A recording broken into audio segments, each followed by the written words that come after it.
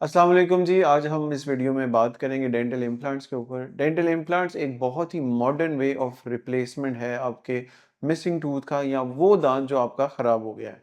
आज जो topic choose किया है डेंटल इम्प्लांट्स, सबसे पहले मैं आपको बताऊंगा डेंटल इम्प्लांट होता क्या है। तो सबसे पहले मैं आपको बताता हूँ डेंटल इम्प्लांट क्या होता है।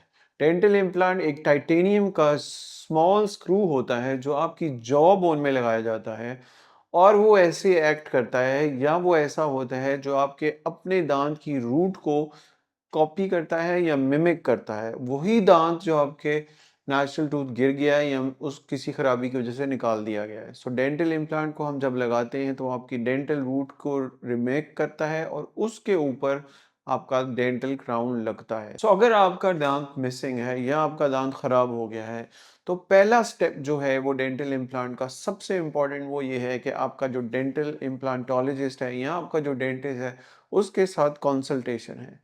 कंसल्टेशन में सबसे पहले आपका जो डेंटिस्ट है वो आपका क्लिनिकल एवेल्युएशन करेगा जहाँ पे आपका दांत खराब है, जहाँ पे आपका दांत मिसिंग है। उस कंसल्टेशन में जो इम्पोर्टेंट चीज़ है वो डेंटिस्ट ने जो देखनी है वो स्पेस है, बोन है, गम की कंडीशन है।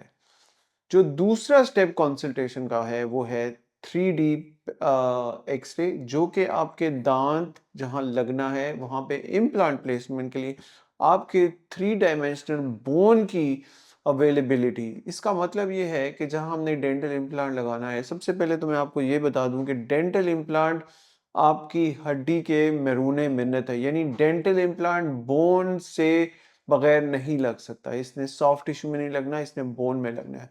सबसे इंपॉर्टेंट चीज जो डेंटिस्ट ने हिस करनी है या उसने डायग्नोज करनी है या उसने देखनी है कि डेंटल इम्प्लांट लगाने के लिए आप उसके पास इतनी इनफ बोन है।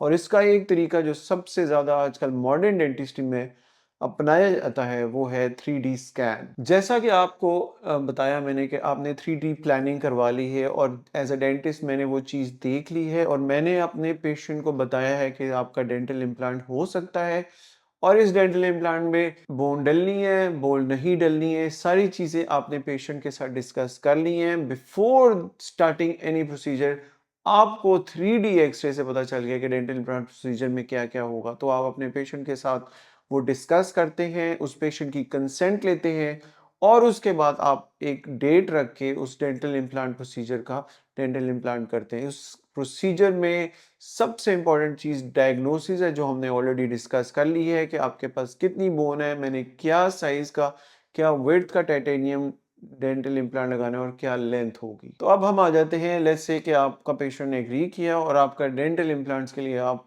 अपने डेंटिस्ट के पास उस दिन पहुंच गए हैं। सबसे पहला प्रोसीजर डेंटल इम्प्लांट लगाने से पहले आपको नम करेंगे। नम का मतलब है कि ताकि आपको कोई दर्द महसूस ना हो। सबसे पहले अगर हम जेल लगा सकते हैं, अगर आपको सुई का डर है तो उससे पहले डेंटल इम्प्लांट लगाने से पहले जेल लगाई, लोकल एनेस्थेटिक लगाया। मॉडर्न डेंटिस्ट्री बहुत आला हो गई है और इसमें आपको बिल्कुल किसी चीज़ का फेयर नहीं करना पड़ेगा। जैसा जैसा आपको महसूस होता है या आप वीडियोस देखते हैं, बहुत ज़्यादा डर लगता है, ऐसी कोई सिचुएशन नहीं है। मॉडर्न डेंटिस्ट्री लोकल एनेस्थेटिक का इफेक्ट इतना आला है कि आपको बिल्कुल पता नहीं चलेगा कि आपका डेंटल इम्प्लांट लगा भी और लगा कितनी जल्दी। 15 से 20 मिनट के अंदर अगर आपके डेंटिस्ट की फुल प्रेपरेशन है और उसको पता है कि डेंटल इम्प्लांट कैसे लगना है, तो ये 15 से 20 मिनट का एक डेंटल इम्प्लांट का प्रोसीजर है। आपके गम को हल्का सा थोड़ा सा उसको ब्लेड से कट करेंगे, कट करने के बाद बोन एक्सपोज होगी, बोन के अंदर हम ड्रिल करेंगे और जैसे ही ड्रिल का साइज हमें पता होगा कि कहाँ करना है, उसके बाद हम डेंटल इम्प्लांट लगा देंगे। इस प्रोसीजर का 15 से 20 मिनट ज़्यादा नहीं है, मैं अपनी वीडियोस में भी दिखा चुका हूँ और करके भी हमने वीडियोस लगाई हैं।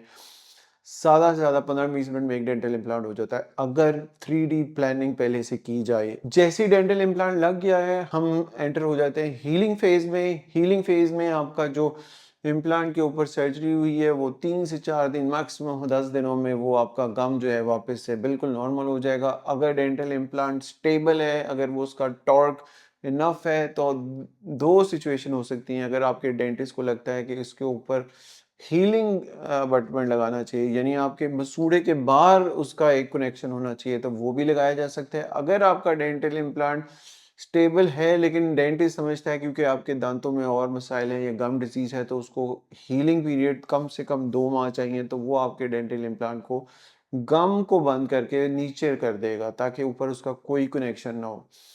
ये फ़ेज़ तकरीबन 2 से 3 महीने बाद उसके ऊपर आपका नेक्स्ट फ़ेज़ जिसको सेकंड स्टेज है वो की जाती है, और उसके अंदर आपके दांतों के जो इम्प्लांट का जो स्कैन है, जो हम तरीका इस्तेमाल करते हैं, मैं इस्तेमाल करता हूँ अपनी प्रैक्टिस में, वो है डेंटल डिजिटल स्कैन, जिसमें आपके इम्प्लांट के ऊपर एक डेंटल स्कैन बॉडी लगा के मैं स्कैन करता हूँ।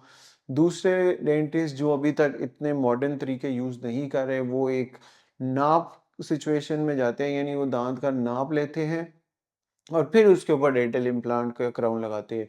तो मैंने आपको दोनों तरीके बता दिए हैं। अगर आप मेरे पास आएँगे तो डिजिटल स्कैन होगा स्कैन बॉडी से, और उसके बाद आपका परफेक्ट नेचुरल लुकिंग टूथ आपके डेंटल इम्प्लांट पे लग जाएगा, जैसे कि आप आपने कॉन्फिडेंट के साथ आप खा सकते हैं और कॉन्फिडेंटली स्माइल कर सकते हैं। सो मैंने आपको बताया डेंटल इम्प्लांट के ऊपर, it's a very safe, it's a very modern, it's a very painless procedure and it will make a lot of difference for those जो खा नहीं सकते या स्माइल नहीं कर सकते।